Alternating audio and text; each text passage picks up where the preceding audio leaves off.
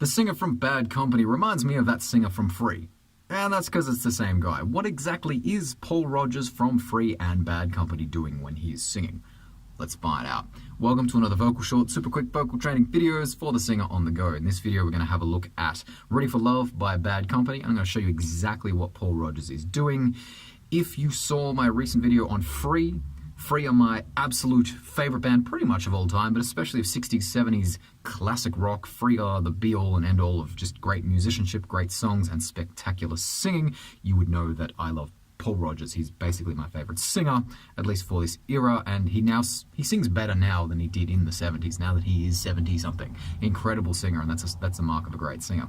I had a couple of questions on that video about Paul Rodgers' higher range, so we're going to have a look at some higher Bad Company songs, or have a look at a higher Bad Company song in the form of Ready for Love. Let's have a quick listen, and then I'm going to show you exactly what he's doing. Walking down this rocky road, wondering where my life is leading, rolling on to the bitter end, finding out along the way what it takes to keep love living. You should know how it feels, my friend. Beautiful. Just beautiful singing. Again, remember, Paul Rodgers is not a tenor. Paul Rodgers actually has a lower voice. He's just such a great singer. He sings in this range with ease. The way he's doing this is partly his tonality. He's going for a very, very young tone, which we spoke about in the Free video. Instead of me taking this voice here, walking down this rocky road, and David Coverdale-ing all over the place, we're going for a younger kind of mixed voice tone. Walking down this rocky road, wondering where my life is leading, rolling on till the bitter end. Again, it's not about trying to prove this point of masculinity and how much you can barrel through a song. It's about getting the expression, or expressing what the song is about, and really having that emotiveness, if emotiveness is a song, and getting the emotion of the song out, and really using your voice as a tool of expression, which is what it is, and that's what Paul Rodgers is great at. He's really, really great at his vowels here. He's not scared of any small sounds. He's not scared to articulate any of the words here while doing it correctly in the back, you know. Finding out along the way what it takes to keep love living. You should know how it feels, my friend. Ooh. There is no shortage of E sounds, sounds, the schwa sound in there.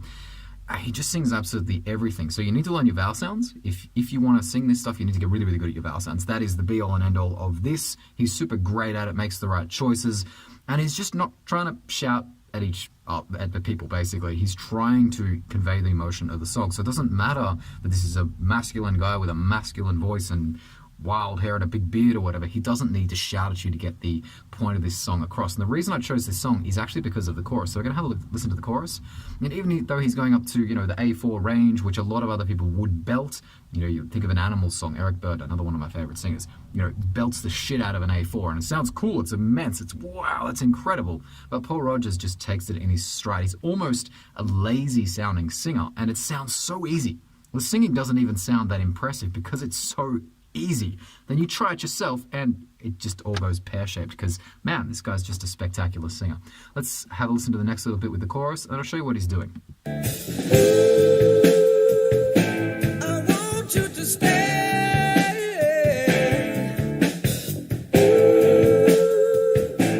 I want you to dance. Before we do that, we've got our classic cry sound there.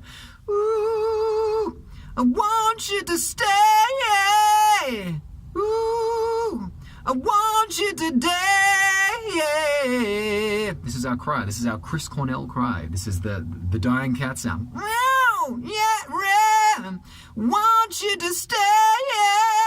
This is how you stretch your vocal folds at this point. We're not dominating our vocal folds by pushing pressure underneath the folds and engaging the TA muscles. We're basically just comfortably stretching the vocal folds. You will hear this all through Paul Rodgers singing. He was a master at it. Let's have a look at that chorus when he goes up to the A4 here. I'm ready for love.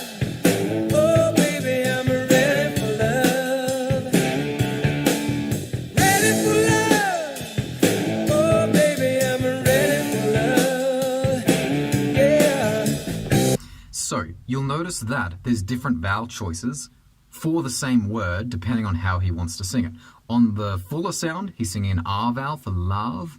On the more kind of chilled out version of it, he sings a schwa sound. He sings so our French vowel. So, I'm ready for love. Oh, baby, I'm ready for love. Ready for love. Oh, baby, I'm ready for love. Yeah. So the first one that's more of a full sound, love, love. It's an R sound, like the word hard or car or something like that, R. And then the second one is, oh, baby, I'm ready for love. Yeah. And when he wants to articulate the word a little clearer and really not be so punchy within the chorus. I really love this song because he's really getting up there in his range in terms of his voice type and how he sings. Most of the Bad Company songs are higher than Free songs. Most of the Free songs aren't exactly that high. Bad Company stuff's higher. But he doesn't go into kind of belting territory. He's not kind of animalsing it or dancing it, so to speak, basically, and just belting the crap out of stuff because it's high. This is a choice. If you watch my recent belting video, belting is not a means to an end for singing high notes. It's really not, and Paul Rodgers is an excellent example of this. You would think that this is just a comfortable low mid-range in his voice, but this is fairly high for his voice, and he's just such a great singer. Right vowel choice, right tone, and just not feeling the need to shout at you, basically.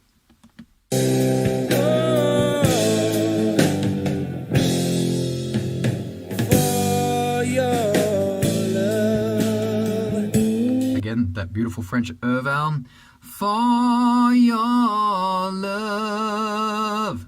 Love. Kind of like the word search. Search, love. Very, very similar in the vowel. So when it comes to your vowel sounds, Paul Rodgers is really the one that changed everything for me as a singer because I started to identify, hey, he's not singing that word that I think he's singing. And that vowel that I identify there is not necessarily the speech version of that vowel. A word like ah is not the way, when we're speaking, we don't say, I love you, this kind of thing, depending on your accent. That's not how you speak it, but that is not how that sound comes out within that word because it's bookended with consonant sounds. It's also modified, so we have a shift in our harmonic and our frequencies and our formants, so that it sounds like the right vowel at the right register, even though they're not singing, or he's not singing, or I'm not singing.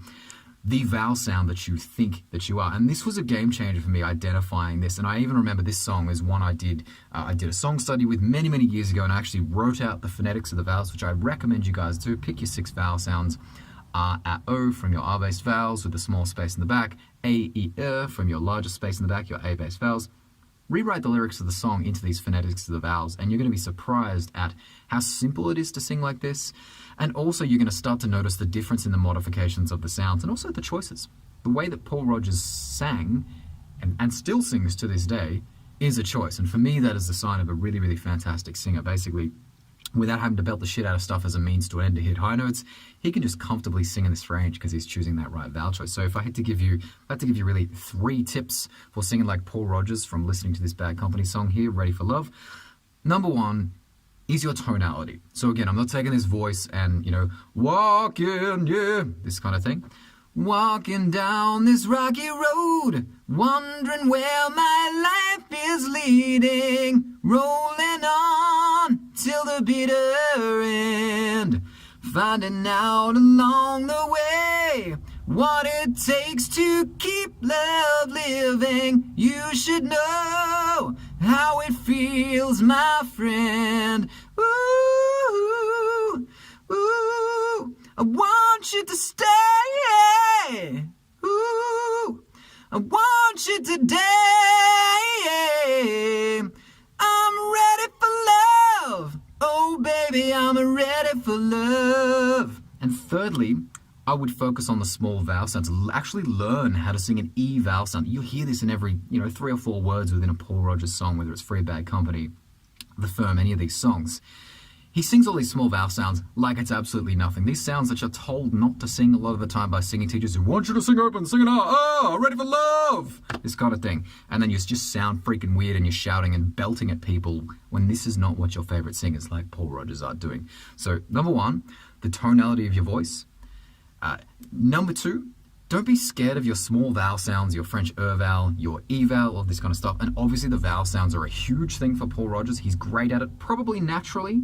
I hear a couple of times in here where, maybe it's not exactly the classic vowel choice that you would choose for something, but again, this is just part of his style. So tonality is huge. Your mixed voice tone, your classroom voice, the cry in there as well that we went through. We've got our small vowel sounds. You got to learn to sing these. If you're a Chris Cornell fan, if you're a Paul Rodgers fan, these guys sing the small vowel sounds throughout their full range with no consideration to how freaking high something is. They just sing these sounds and articulate their words. You don't need to sing one vowel sound through everything. You'll sound weird if you do, and you'll be shouting at people.